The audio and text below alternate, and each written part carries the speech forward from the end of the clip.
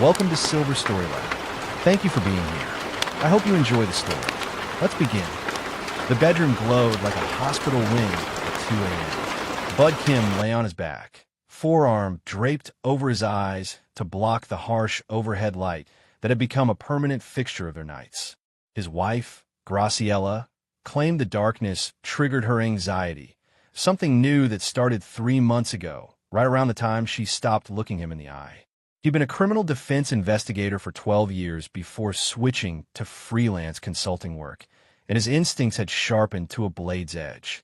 The way Graciela flinched at unexpected sounds, how her phone was always face down, the deliberate casualness when she said she joined a book club that met at odd hours. It all painted a picture he didn't want to see. That night, Bud waited until her breathing deepened into sleep's rhythm.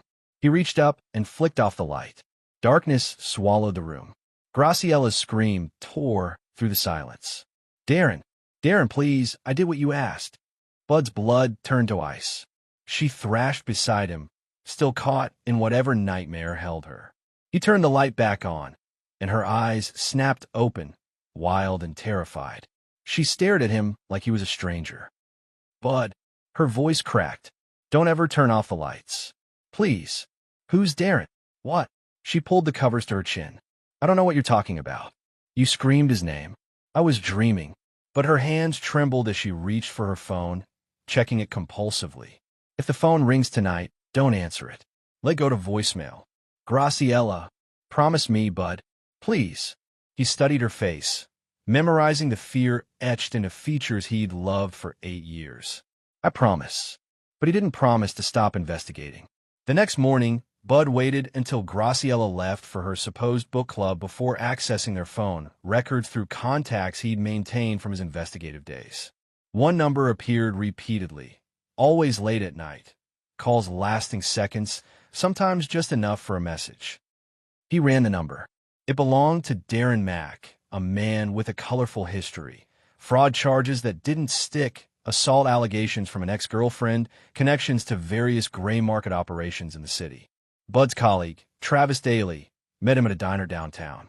Travis worked private security now, but still had access to surveillance databases most people didn't know existed. "Your wife's running with a bad crowd," Travis said, sliding a folder across the table. Inside were photos, Graciela entering a warehouse in the industrial district, meeting Darren Mack and another man. "That's Felix Root with them. He runs a blackmail operation, targets wealthy people in compromising situations." Bud's jaw clenched. "How compromising?" "Felix sets up scenarios. Married people with someone they shouldn't be with, then captures evidence. Sometimes they stage crimes, make it look like the target was involved in something illegal. Then they squeeze." "And Graciela?" Travis hesitated. "There's more. For months ago, a man named Harold Atwood, small-time developer, died in what police ruled an accidental fall from a construction site. But Harold's sister, Nell Frank, hired me to look into it. She didn't believe the accident story." He tapped another photo. Harold was last seen with Darren Mack. They were arguing about money Harold owed. The pieces clicked together in Bud's mind with sickening clarity. They killed him. Can't prove it. But 2 weeks after Harold's death, Graciela started showing up in Darren's orbit. "And she started sleeping with the lights on, according to what you told me." Bud leaned back, processing. His wife wasn't just having an affair. She was either complicit in murder or being used as leverage. Either way, Darren Mack had his hooks in her. "I need everything you have on Darren and Felix," Bud said. "Who they work with, where they operate, what they're afraid of." Travis smiled grimly. "Planning something? They made a mistake choosing my wife. I'm going to make them pay for it." Bud spent the next week playing the ignorant husband while building his case.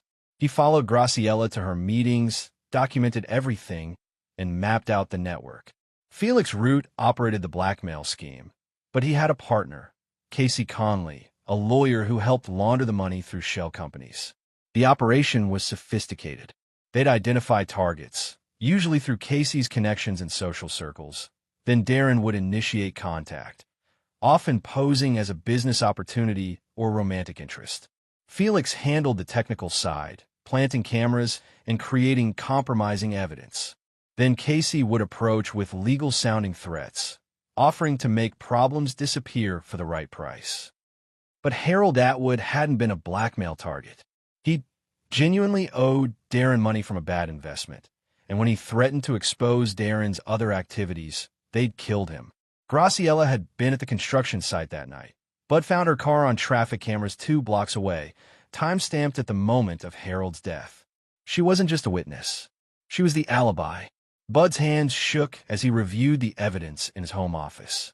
Graciela had been having an affair with Darren. She'd gone to meet him that night, probably not knowing what would happen.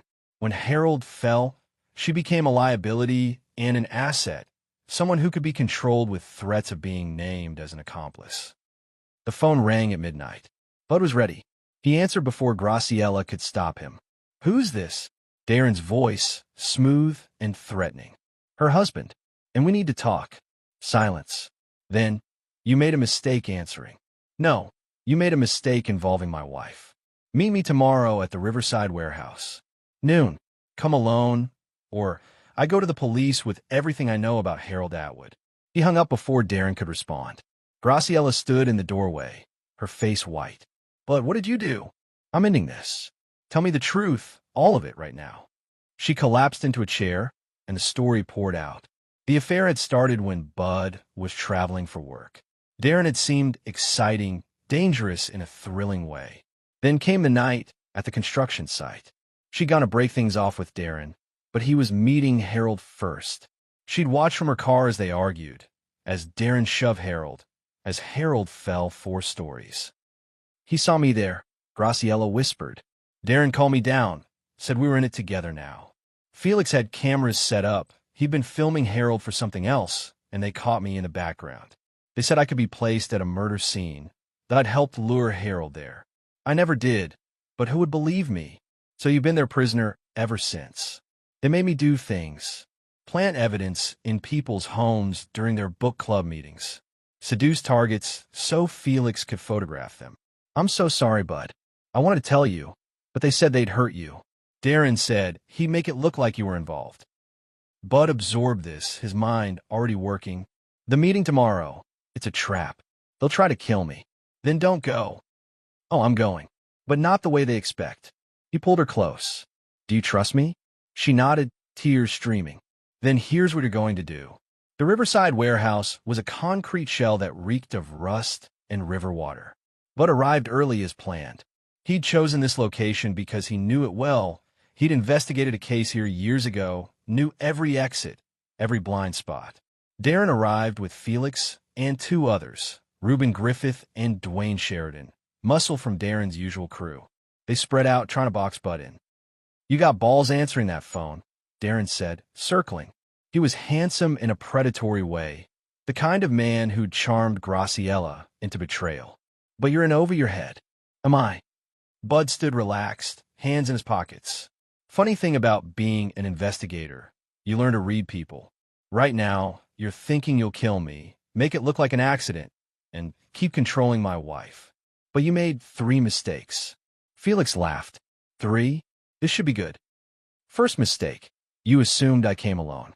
Bud gestured to the warehouse rafters. "Travis, you want to introduce yourself?" Travis Daly emerged from the shadows above, camera in hand. "Got every word recorded, and I already sent copies to 3 different servers." Darren's confidence cracked. "Doesn't matter what you recorded." "Second mistake," Bud continued. "You thought Graciela would stay quiet. She didn't.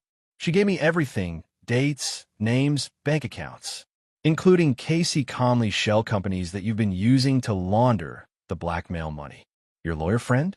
He flipped a moment. "I showed him evidence that you were planning to kill him next.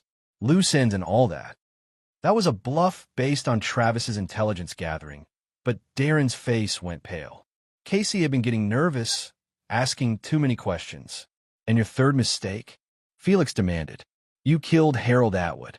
Bud pulled out his phone. "Nell Frank, Harold's sister, has been investigating his death.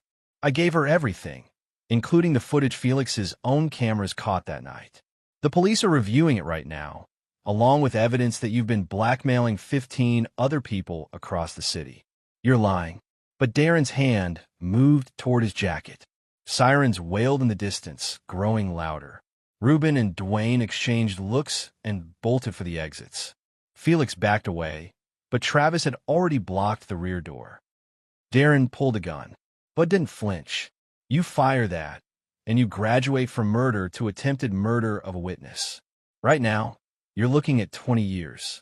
You shoot me, you die in prison. Or I kill you and disappear. Can't disappear from the FBI. Bud smiled.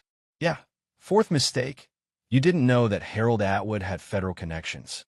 His development projects included government contracts.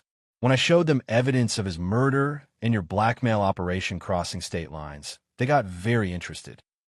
The warehouse doors burst open. Federal agents poured in, weapons drawn, shouting commands. Darren's gun clattered to the floor. Felix raised his hands. It was over. 3 months later, Bud sat in a courtroom gallery, watching the sentencing. Darren Mack, 25 years for murder, blackmail, and racketeering. Felix Root, 18 years as an accessory. Casey Conley had taken a plea deal and received 12 years. Reuben Griffith and Dwayne Sheridan were facing separate charges for their roles. The 15 blackmail victims had been contacted, evidence against them quietly destroyed. Nell Frank had wept in Bud's office when he told her the truth about her brother's death, thanking him for the closure she'd never thought possible. Graciela had cooperated fully with authorities. Her involvement was deemed coerced, and in exchange for her testimony, she'd received immunity. But the marriage couldn't survive what she'd done, the affair, the lies, the danger she'd brought into their lives. The divorce was amicable, or as amicable as such things could be. She moved across the country for a fresh start, and Bud didn't blame her. Some betrayals couldn't be forgiven, even if they could be understood. Bud walked out of the courthouse into bright sunlight. Travis was waiting by his car. "How you doing?" Travis asked. "Better." And it was true. The nights were easier now. No more sleeping with lights on, no more jumping at phone calls. He'd taken the darkness that had consumed his life and turned it into a weapon against the people who'd created it. Still doing the consulting work? Thinking about going back to investigations full-time. Seems I'm still good at it. Travis grinned. "Damn right you are. You took down an entire criminal network and saved your wife from a murder charge. That's pretty badass." Bud shrugged, but he couldn't help smiling. He'd been tested in ways he never imagined. His marriage destroyed, his trust shattered, his life threatened. But he hadn't broken. He'd been smarter, more patient, more strategic than his enemies. And when the moment came, he'd shown them exactly who they were dealing with. As he drove away from the courthouse, Bud felt something he hadn't felt in months: peace. The darkness no longer scared him. He learned to make it his ally, to use the shadows to see truth clearly. And if anyone else tried to hurt people he cared about, they'd learn the same lesson Darren Mack had. Never underestimate a man who knows how to turn your own traps against you.